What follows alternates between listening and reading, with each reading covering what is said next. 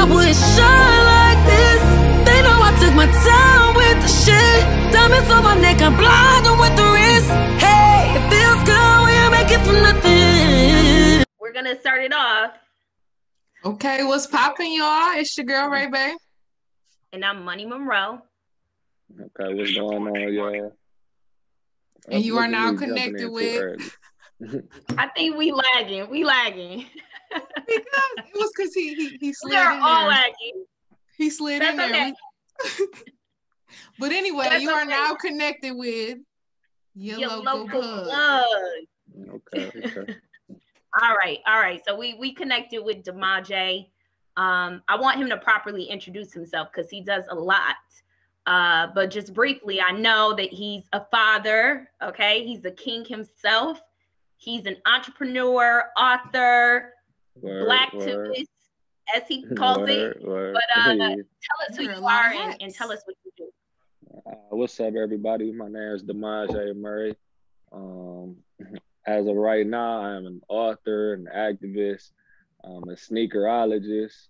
I slang kicks all day for a living. And outside of that, you know, I sell my clothes. I figure if I sell all day for the white man, then I gotta sell for me, you know what I'm saying? So if I'm making the millions, I feel like Pop, you know what I'm saying? If y'all ever seen that interview where he said, I made everybody millions. I made the movie directors millions. I made these record labels millions. So now it's time to make me millions. And I figure I'd do that with my books and my clothes, man. So that's a little bit about me. I graduated from Eastern Michigan University, class of 2018. I'm a member of Alpha Phi Alpha Fraternity Incorporated. I'm a father, a fiance, family man. Just, you know, black man trying to make it. A lot of hats. How you juggle all them hats? Man, it's a lot of work. It's definitely a lot of work. As far as school, I'm happy that's done. I'm not one of those people who love school and want to go back or nothing like that. I made it on literally a thread. Like, it took me 7 years, no cap. You know what I'm saying? So tell me this, because I totally relate to that.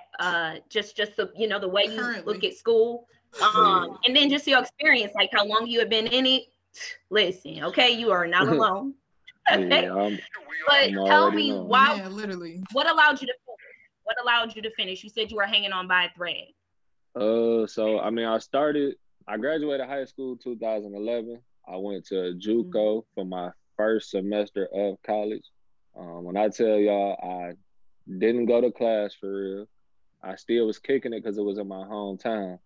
And I went to classes and was getting 3.0s like it was nothing. So when I got to that real university and that big campus, that was my wake-up call. Like, I think my first semester, I was on academic probation. And then the second semester was like, okay, I'm getting the hang of things a little bit. But, you know, the further you get into college, the more people you meet, the more events you start going to, the whole shebang. The more distractions. Yeah, the more distractions for sure. And I think my second year in is when I had my son. So it was like, ooh, got to take a step back. Yeah. Trying to get adjusted to classes and being able to be a parent and working full time. And then on top of that, like I said, I'm an alpha. So I had to pledge Alpha Phi Alpha Fraternity Incorporated. Not to stop you. I was going to say not to stop you, but what was that experience like?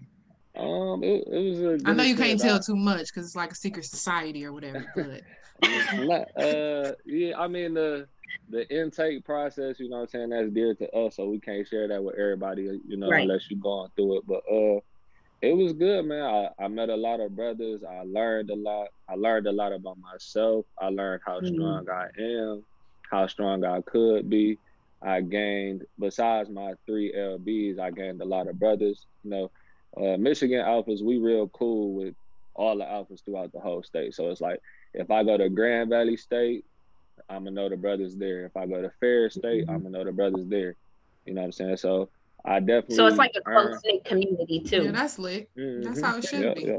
Yeah. So definitely dope. A lot of resources. I started to like chair programs and just being real active on campus, and all of that helps you in the future and just learning about yourself and just networking in total in general. Right.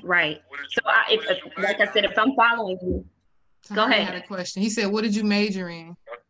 My major was children's literature and African American studies. So that's what I graduated with. I originally went to school to be a teacher. I come from a family of teachers. Both my grandparents are teachers, and they graduated from Eastern Michigan. I got 2 aunties that graduated from Eastern Michigan that were teachers as well. So a lot of teachers in my family, and, you know, they took care of me growing up, showed me the way, you know what I'm saying? They had their business ventures, and going to school to be a teacher was, you know what I'm saying, my way to success. So like I said, I went to Eastern to try that route. I got out there. I started doing the classes, started to learn a little bit more about teaching. Then I found out how much teachers made. And I'm like, I don't know if there's really the route for me, you know what I'm saying? And I just, like I said, after that, it was me basically finding something that I liked and what I wanted to do, and that I would be able to be successful in and make money in. And the reason I changed to children's literature was because, you know, I wanted to be able to write books and give back to the children and let them know about the things that we don't necessarily learn in school. And one of those things is obviously, you know, the real history and Black history. Most of the time, you don't even learn that in school. And if you do learn it, it's like a elective as opposed to a mandatory subject in school. So I figured that if I do this and I get my degree in this, I could write my own books and tell the story how I see fit. Control the narrative. Yeah, I love it. Go ahead. Go ahead. No, because you had a question before Tara, so you go ahead. No, I don't want us to get away from just some of the stuff you said, especially pertaining to, like, you know, your family's legacy and how they were teachers and how you felt, I would assume maybe sort of a responsibility to kind of carry that torch and, you know what I'm saying, just push, you know, your family forward just in terms of becoming a teacher. Okay. Like, how important is like that legacy to you? I mean, growing up, my grandfather always told me, you know, so we had some family rules. You know what I'm saying? You didn't disrespect the name, and the name was all you had. And, you know what I'm saying?